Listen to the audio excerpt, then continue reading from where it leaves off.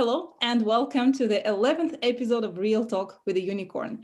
My name is Tatiana. I'm a recruiter in supply chain and logistics, and here I meet with interesting and unique people who at some point in their career made those bold decisions, and they're here for you to share their knowledge and experience. Today's episode will be a little bit special. I hope we will laugh a lot because our today's topic is humor at work. And I'm excited to introduce my today's guest, my today's unicorn, Judy Croon. Judy is a famous Canadian keynote humorist, a motivational speaker, stand-up coach. Also, Judy was a presenter at TEDx conference where she talked about superpower of humor. And of course, being this many years in show business, Judy worked with a lot of celebrities, including Jon Stewart. And I'm very excited to learn about Judy, her life, and of course, what is it to be a humorist in our modern era. Thank you, Judy. Welcome to my show. Thank you very much for inviting me. This is fantastic. Yes, I found that since we are working remotely, majority of offices are operating remotely. They are onboarding people remotely. It's a nice thing to talk about humor, because people like to say that they play hard and they work hard. And I think playing hard is a bit challenging these days.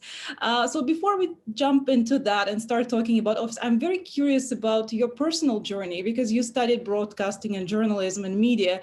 Who did you want to become when you selected that path, when you chose that school for yourself? Well, it actually started before the broadcasting. What happened is growing up, I had very strict parents. They're from the old countries. My dad's from Holland. My mom's from South America, Guyana. I'm actually half Dutch, 1/4 Asian, 1/8 black, and 1/8 vodka. It's a perfect combination. And I was very lucky because my parents were very, very funny people. But aside from being funny, they were also very strict. And one of the reasons they were strict, my dad grew up in Holland during the Second World War. So, Holland got bombed very badly. So they would be underneath the basement stairs with the kitchen pots over their heads as the house was getting bombed, or the houses around them were getting bombed. And my grandmother and my grandfather, my Oma and Opa, they were always kind of doing little shows for the three kids, trying to make them laugh, say funny things. It was almost like that movie, Beautiful Life. It was trying to create this magical world using humor. My mother grew up in Guyana, where there was and still is a lot of poverty. But I always remember her saying that my grandmother never turned anybody away who came to the door asking for food, even if she could only give them a cup of rice. And so there was a lot of poverty. There was a lot of unknown factors as well. But again, my mother said her parents were very funny people. They always had little shows in the living rooms with the kids, invited the neighbors. And it was this lightness during a time of the unknown for both of my parents. Having said that, they were very strict with us growing up. So I always tell people in our house, timeout was the break your parents took in between beating you. Like, they were very strict, very old school, but they just wanted us to tell them by the time we were, 10, 15 years old, what we were going to do with our lives. So my two sisters said they wanted to be teachers. One of them ended up being a speech pathologist. The other one ended up being a teacher. I said I wanted to be, I don't know, veterinarian. I loved animals. And I did very well in school, in high school. I worked at a veterinarian for 3 years. But unfortunately, my second year in university, 75% of my fruit flies and 50% of my final mark flew out of the biology class window. And I ended up panicking and I went into the grip. And I wish I knew then what I know now, because I didn't lean on humor. I didn't lean on the lightness. I didn't lean on my friends and my family to hear me out. I just quit university. And that night I was lying on the couch, bawling my eyes out. I turned on the TV and it was a late night show, a stand-up comedy. And I'm like, oh, that's what I'm going to do. And a light bulb went off. So I got into my car. I drove down to the States for 3 months. And I started doing open mic comedy nights in Seattle, Portland, San Francisco, Los Angeles. And then I came back to Canada, and I was one of 5 female comics doing stand-up comedy full-time in Canada at the time. And I really liked doing stand-up, but there were lots of hell gigs. I played, West Virginia, where the hills have eyes. I played behind chicken wire in Texas. I played, Red Deer, Alberta, where I'm a supermodel because, I'm standing upright. I played some real hell gigs. But I learned in those moments, that if you have a passion for something, you can get through the bad times, because, I went through so many things that were way more horrific than a couple of fruit flies escaping from a lab. But because I had a love for humor, because I had a passion for comedy, I stuck it out through hell gigs, bad food, bad money, bed bugs, you name it. And I really, really enjoyed doing stand-up comedy. But then that's when, and I'm sorry, this is a long answer to your question. But what I lacked in radio experience, I made up for in comedic experience. And that's where humor gave me another gift. It gave me the gift of stand-up comedy, but then it gave me this gift of radio. And I got my first radio gig co-hosting a morning show in Ottawa. And then I ended up going from Ottawa to New York, doing morning radio in Los Angeles, and then I came back to Toronto. So it's kind of that's how I got into broadcasting, because at the end of the day, I just thought, okay, it's really great doing comedy, but the hours are bad. You can only make a certain amount of money for the majority of people. There's definitely people out there who are crushing it, i.e. Russell Peters. But in Canada, we don't have the same star structure as the States. So I thought to myself, you know what? Do I want to be playing the Holiday Inn until I'm 85 years old? I don't. I want to do something else. And that's how I got into broadcasting. That's a great story. And when you look back and you speak about those days when you were upset with your presentation, your university experience, and you drove straight to US, looking back, of course, you remember those good memories, and those negative memories, they tend to fade with time. But I'm sure there were some rough patches when you were that close to giving up on your passion, because that happened to me as well. And those things are still happening. I think I'm in the very beginning of my journey. Sure. But did humor help you at that time? Can you give me an example that you're comfortable sharing where you laughed at yourself, you laughed at the situation, and it helped you release that tension and move on? Definitely. I mean, like I said, there were so many things that happened in the States. Like I really lucked out. I really feel like there were angels looking out for me. I remember one instance, I was on the 405 in Los Angeles, and I'll never forget this. I saw this SUV. I was on my way to a gig. I saw this SUV in my rearview mirror cutting in and out of traffic. Now the 405's got 15 lanes across. Everyone's driving at least 80 miles an hour. And all of a sudden, this SUV was in front of me in my left lane, and he just cut right in front of me, clipped my bumper. I was driving a small car. I spun around, and it's true. Everything, it goes into slow motion when your life does pass before your eyes. And I remember just closing my eyes and just waiting for the second impact. So the first impact is when he clipped me, and the second impact I was just waiting for it, because everybody just drives on top of each other on the freeways in LA. And nothing happened. And I opened my eyes slowly, and I was perpendicular to traffic. And I just looked, and miraculously, all lanes of traffic slowed down and stopped. And these four football guys got out of this SUV, and they said, "Oh my God, we thought we killed you." And so I was in a state of shock, but the car, I got off to the side of the road, and I just knew in that moment that something was looking out for me.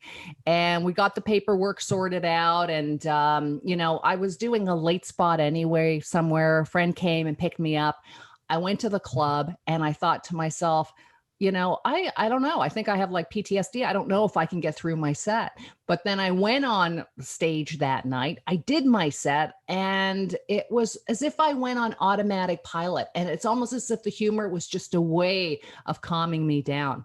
Another instance, I was just about to go on stage. I got a call from someone had passed in my family. And again, I've just went, I'm not going to I can't do the show tonight. But again, it was something tapping me on the shoulder, just saying, get out there, do your time, and the rest will sort itself out. And it's as if something had picked me up, put me on stage. I was completely on automatic pilot, did the show. As soon as I came off, completely broke down and, contacted my family. So I've always known humor is there, especially in the great unknown, especially when big things happen, i.e. car accidents, i.e. death. It has always been there as a safety blanket. It's almost as if when my left logical brain locks, my right bright creative side takes over. And I've tried to stress that with my clients. When we laugh, we relax. When we relax, we learn. And too many times we're not using our right bright creative side. We've got all of this real estate right now sitting in our brain that we're going into the grip about COVID. We're going into the grip about unemployment. We're going into the grip about the great unknown. This is our world war. How we react to it, it will really say who we are. And, humor is one of those tools when we're facing the great unknown. I liken it to humor is part of our caveman brain. When the cavemen and the cavewomen were in the caves and they heard a rustling outside, everybody would just cower. They'd be in the cave like this and they would just cower. And then a little animal would jump by and everybody would laugh nervously. Humor is part of our body's way of relieving stress. When we face the unknown, we panic, but then we use humor as a way of making sense of it. And yeah, so I'm very, very blessed. I'm very lucky, and humor has always been there for me. And that's what I try to tell those students at the TED Talk. They're all high school students, they're picking their nose. They don't know what they're going to do with their life. But I said, at the end of the day, when we laugh, we relax. When we relax, we learn. Be brave, be determined, and do not lose your sense of humor. Exactly. And Judy, when you told about your car crash, to me, it also sounds like you were saved for something bigger. And after those situations, I heard stories similar to yours, and people say, if God saved me, then I must be here for something. Did you ask yourself, what is my purpose? What did you have, did you reevaluate your values? So what was important to you? Well, what came after that was very interesting. It's funny that you ask that, because yes, I did go through that sort of self-evaluation, because something like stand-up comedy seems so frivolous at the time. It's I, me on stage. Hey, I'm doing some jokes, everybody, right? By the way, this is what virtual comedy is now. But I, in that moment, said, and when I was saved, I felt like I was saved in that moment. What happened is, a couple of months after that, I was offered a job in Toronto. Now, I was doing morning radio in LA, but I had always given myself 3 years to the date that I was going to stay in LA and do radio and comedy on the side. Only because I could not stand the idea of earthquakes.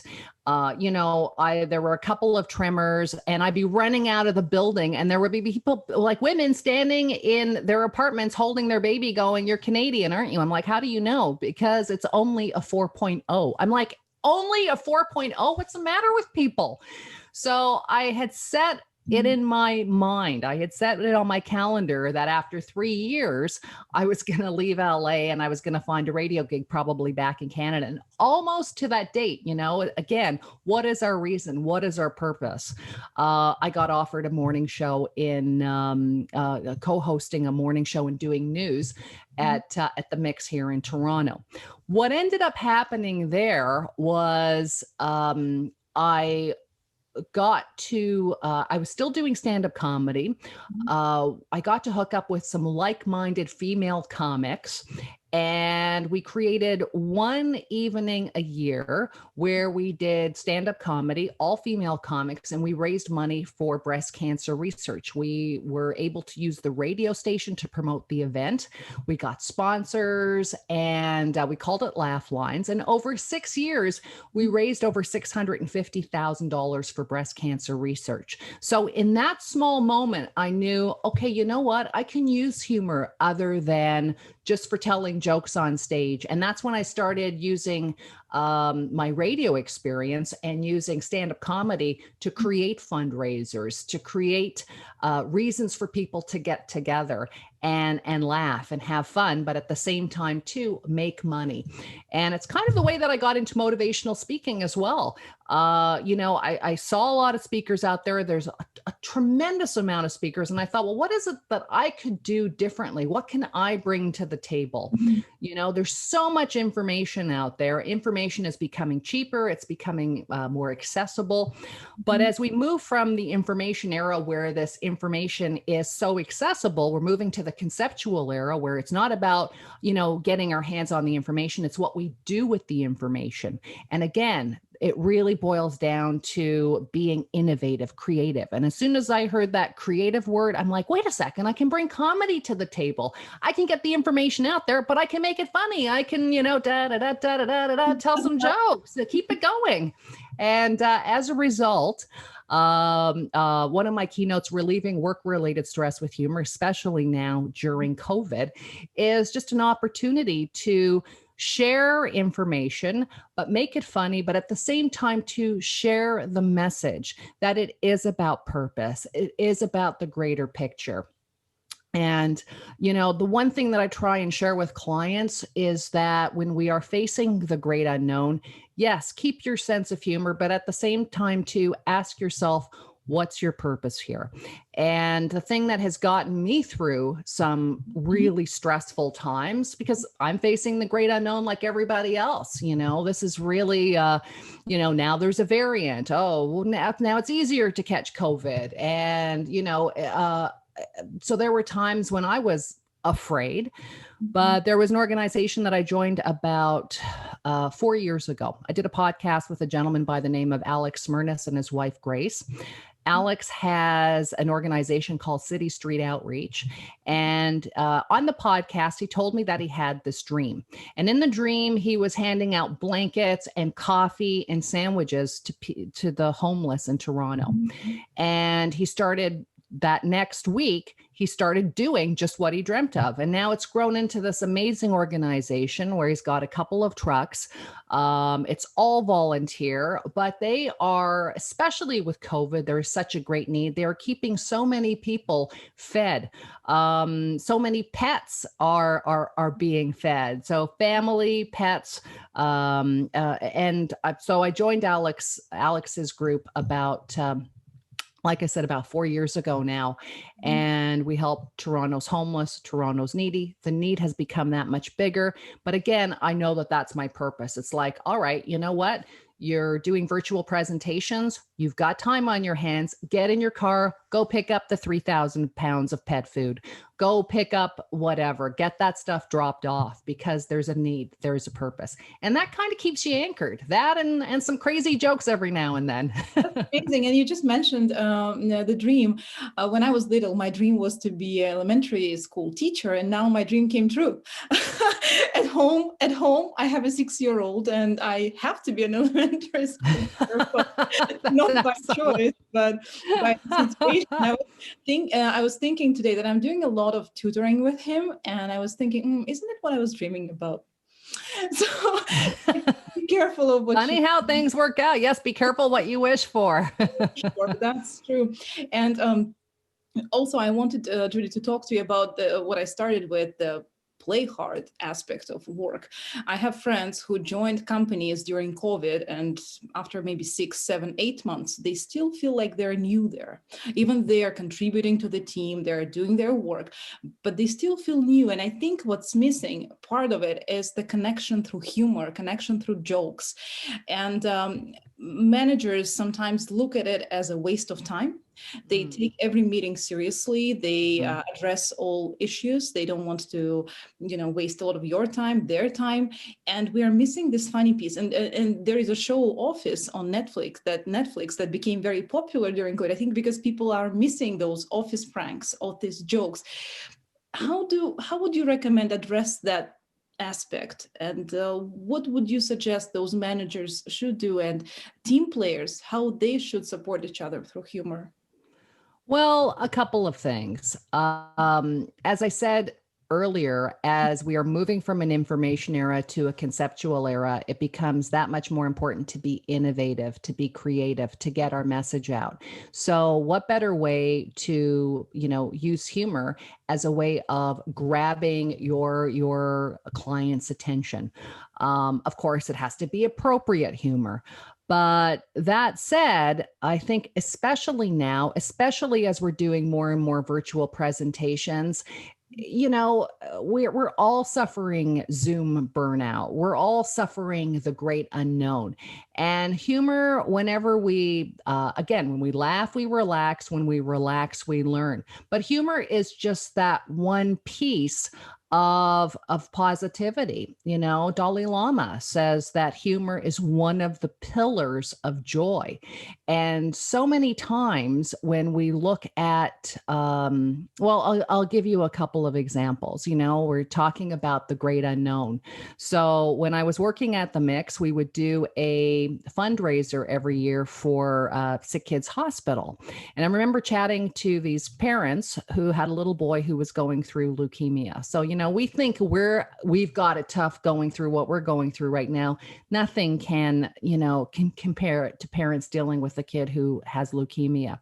And they said to me, Judy, when we were so afraid when our son was going through those treatments, luckily he is in remission now, but we look back on the times when we were really afraid. We don't consider ourselves funny people, but whenever he would get a treatment, or they were preparing him for a treatment, we noticed that our humor would get really dark.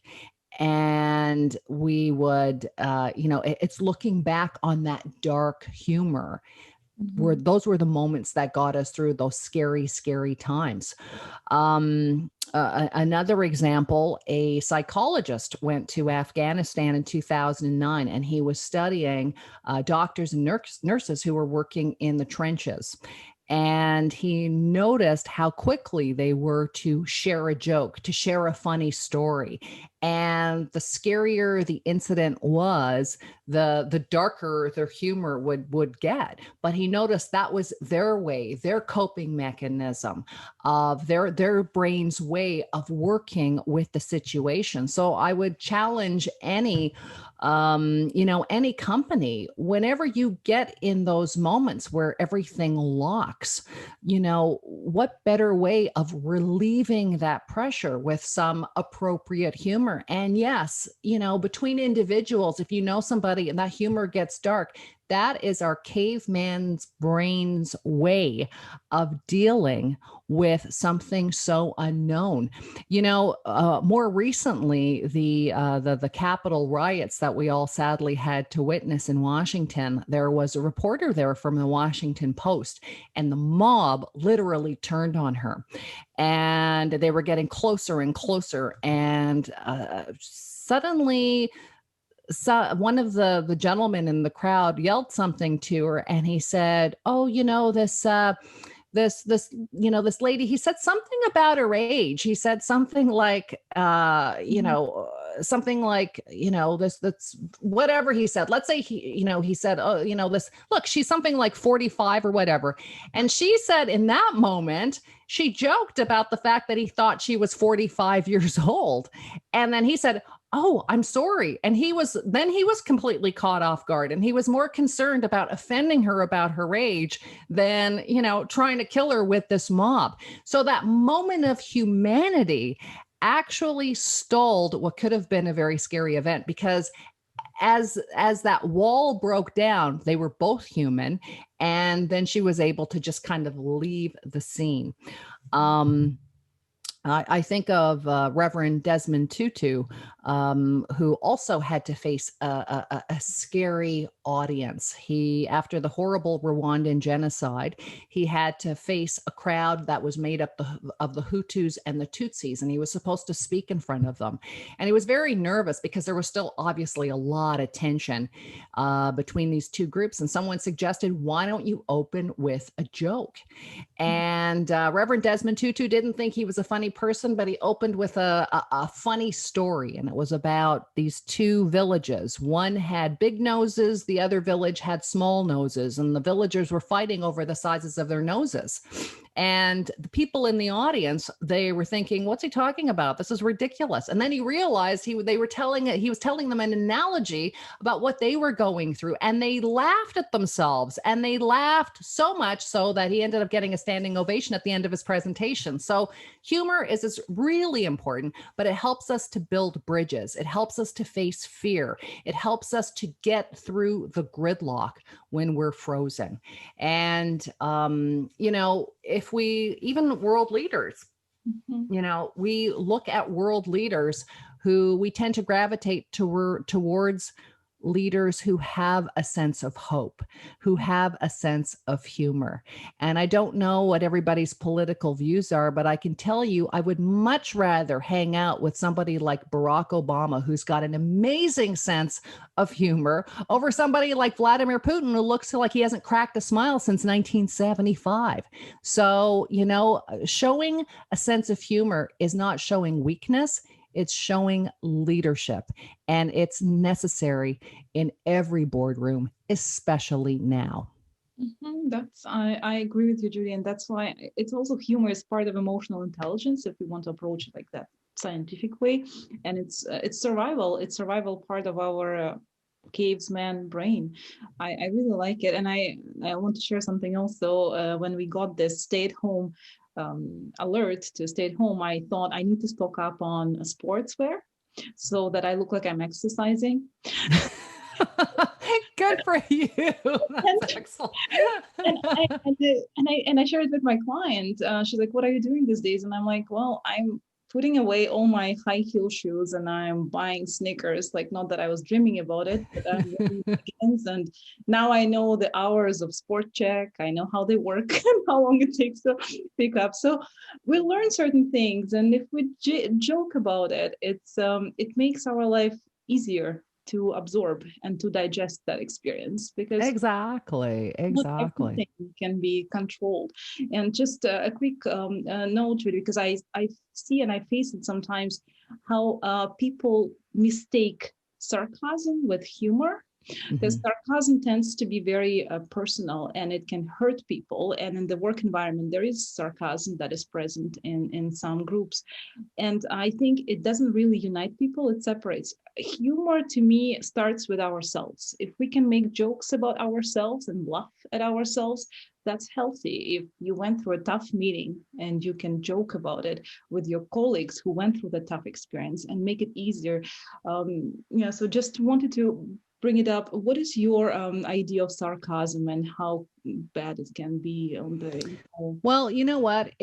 I think you hit the nail on the head. Anybody who can joke about themselves first, that self-deprecating humor is is so valuable because it just shows that we're not taking ourselves too seriously. And again, Barack Obama has that self-deprecating sense of humor. He makes fun of his ears. He makes fun of the fact that he speaks slowly, and we gravitate towards that. If you are unsure about the type of comedy that you're doing, I always say to my students in my stand-up classes, because I teach stand-up, of course, virtually now, but I always say to them, humor is supposed to punch up. It's not supposed to punch down. And ask yourself before you tell a joke, if you're unsure, before you tell a joke or make a comment about somebody, are you punching up or are you punching down? What I mean by that is if we have somebody who is, when you're making fun of people that are struggling, people that are quote unquote below you, you're making fun of, someone who has a physical challenge, someone who is making less money than you, someone who is homeless. None of that stuff is funny. But when you punch up against the institutions, when you punch up against the government, when you punch up against the rich, guess what? They can take it. They can handle it. Right? So very, very simple law of the land. Punch up if you're not sure. When you punch down, you'll look like a bully. And but when you punch yourself, that's even better. Yes. Exactly, Judy. I wanted to ask you if you have a message for our professional LinkedIn community, because LinkedIn is perceived as a serious community. We think twice before we make a joke or share something personal. During these days, I think the dynamic is shifting because we're all human beings and we need communication. What message do you have for the professional world, for leaders, for people who are looking for work? Because I think they can benefit from your advice big time. I think the biggest thing that I see is, and as you said, LinkedIn can be very serious and it should be serious, but there is this bright, beautiful side of our brain that we are just not giving enough opportunity to. I think COVID has given us the unique opportunity to stop, reflect. A lot of people are doing meditation. A lot of people are, they're exercising that bright, creative brain. And humor is also a wonderful way of accessing information. When we laugh, we relax. When we relax, we learn. And research at Loma Linda University has shown that 1 minute of stress can weaken our immune system for 5 hours. On the other hand, 1 minute of laughter can boost our immune system for 24 hours. So you're welcome. Yeah. When we laugh, we relax. When we relax, we learn. So that would be my message. Thank you so much, Jen. Of course, we stay healthy and we want our immune system to be up. And I think every person has their own preferences. So I really advise you to find the humorists that you enjoy, those shows, comedies, and make them go to a resource. If you need to reboost your energy level, if you need to just unwind, and during the day, give yourself 5 minutes of laugh, watch something funny, listen to something funny, and I promise you, and we both promise you, you won't waste time laughing. Stay healthy, stay safe, Judy, and thank you so much for spending this time with me and with our audience. Thank you very much. Laugh long and prosper. Thank you. Same to you.